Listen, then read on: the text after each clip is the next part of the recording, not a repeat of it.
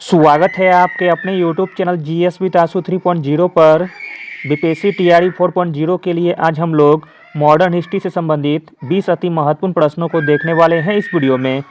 इसमें सारे के सारे प्रश्न बहुत ही सिलेक्टेड दिए गए हैं जो आपके एग्जाम में आने की पूरी संभावना है, इसलिए वीडियो को लास्ट तक जरूर देखें। वीडियो स्टार्ट करने से पहले आप लोगों से एक ही रिक्वेस्ट है, प्लीज़ वीडियो को लाइक और सेशन ख़त्म होने के बाद किसी भी एक ग्रुप में शेयर जरूर कर दीजिएगा। चलिए शुरू करते हैं और आप लोग भी सोचिएगा अपना आंसर क्या हो सकता है।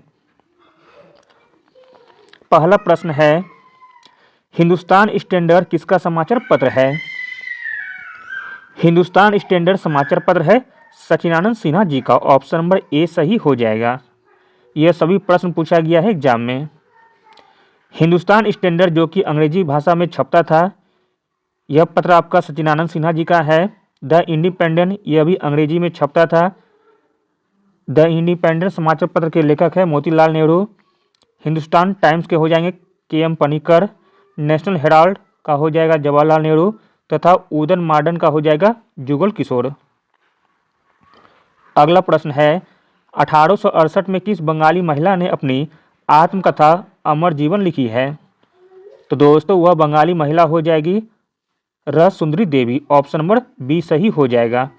1868 में जिस बंगाली महिला ने अपनी आत्मकथा अमर जीवन लिखी है वह महिला का नाम है रस सुंदरी देवी। Option number B. अगला प्रश्न है, भारत में प्रथम छापाखाना किस वर्ष तथा किसके द्वारा स्थापित किया गया था? भारत में प्रथम छापाखाना पुर्तगालियों द्वारा तथा 1557 में स्थापित किया गया था। ऑप्शन नंबर ए सही हो जाएगा। अगला प्रश्न है, जेम्स हिक्की द्वारा बंगाल गजट या the original Kolkata journal advertiser Asia में छपने वाला पहला समाचार पत्र किस वर्ष में प्रकाशित किया गया था? आंसर हो जाएगा ऑप्शन नंबर बी 1780 में। बंगाल गजट को प्रकाशित किया गया था 1780 में जेम्स हिक्की के द्वारा। अगला प्रश्न है, बंगाल के 1905 में विभाजन विरोधी आंदोलन का हिस्सा निम्नलिखित में से कौन सा नेता इसका एक हिस्सा नहीं था? तो दोस्तों जो हिस्सा नहीं था वो हो जाएंगे एनी बेसेंट, जो कि बंगाल विभाजन का हिस्सा नहीं थे। अगला प्रश्न है, किसने कहा कि बंगाल विभाजन के बाद ही भारत में वास्तविक जागरूकता आई है? तो दोस्तों इसे कहने वाले थे Mahatma Gandhi ji. Option number C. अगला प्रश्न है, बंगाल विभाजन की घोषणा के समय भारत के वायसराय कौन थे? आसान सा प्रश्न है। बंगाल विभाजन की घोषणा के समय भारत के वायसराय थे लॉर्ड कर्जन 1905। अगला प्रश्न है, किस कांग्रेस सत्र में असहयोग आंदोलन का संकल्प लिया गया था? प्रश्न इंपॉर्टेंट है और कई बार पूछा गया है एग्जाम में। जिस कांग्रेस सत्र में असहयोग आंदोलन का संकल्प लिया गया था वह कांग्रेस सत्र हो जाएगा नागपुर सत्र। ऑप्शन नंबर ए सही हो जाएगा। अगला प्रश्न देखते हैं, कौन सा वर्ष और स्थान अखिल भारतीय राष्ट्रीय कांग्रेस कमेटी की बैठक को दर्शाता है जहां संसदीय बोर्ड के गठन का फैसला लिया गया था? तो दोस्तों वह वर्ष था 1920 का। स्थान हो जाएगा नागपुर। Option number B. अगला प्रश्न है, कांग्रेस अधिवेशन में उपस्थित होकर कांग्रेस की राजनीति में गांधी जी ने प्रवेश किया था? आंसर है ऑप्शन नंबर बी 1919 में अमृतसर में। महात्मा गांधी कांग्रेस पार्टी के 1901 में कोलकाता अधिवेशन में पहली बार शामिल हुए थे। दक्षिण अफ्रीका से लौटने के पश्चात गांधी जी 1916 के लखनऊ कांग्रेस अधिवेशन में भाग लिया था, किंतु अब तक उन्होंने कांग्रेस की राजनीति में प्रवेश नहीं किया था। जलियांवाला बाग हत्याकांड की निंदा कांग्रेस के अमृतसर अधिवेशन 1919 में किया गया था। अमृतसर अधिवेशन में उपस्थित होकर गांधी जी ने कांग्रेस की राजनीति में प्रवेश किया था। अगला प्रश्न देखते हैं, इम्पोर्टेंट है। 1919 से लेकर 1947 के दौरान भारतीय राजनीति पर किसका अधिपत्य रहा? आंसर है ऑप्शन नंबर डी उपयुक्त में से कोई नहीं।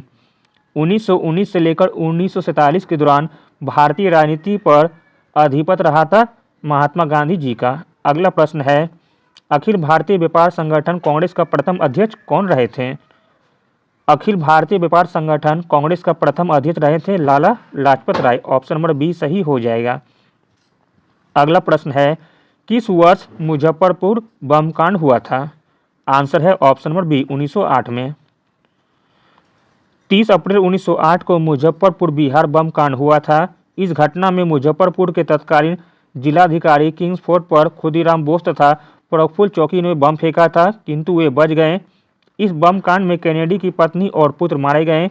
अगस्त 1908 में 17 वर्ष की उम्र में खुदीराम बोस को फांसी दे दी गई तथा प्रफुल्ल चौकी ने आत्महत्या कर ली थी। अगला प्रश्न देखते हैं, इनमें से कौन से कार्यकर्ता ने लंदन में संयुक्त प्रवर समिति के सार्वभौमिक मताधिकार की हिमायत करने के लिए एनी बेसेंट का साथ दिए थे?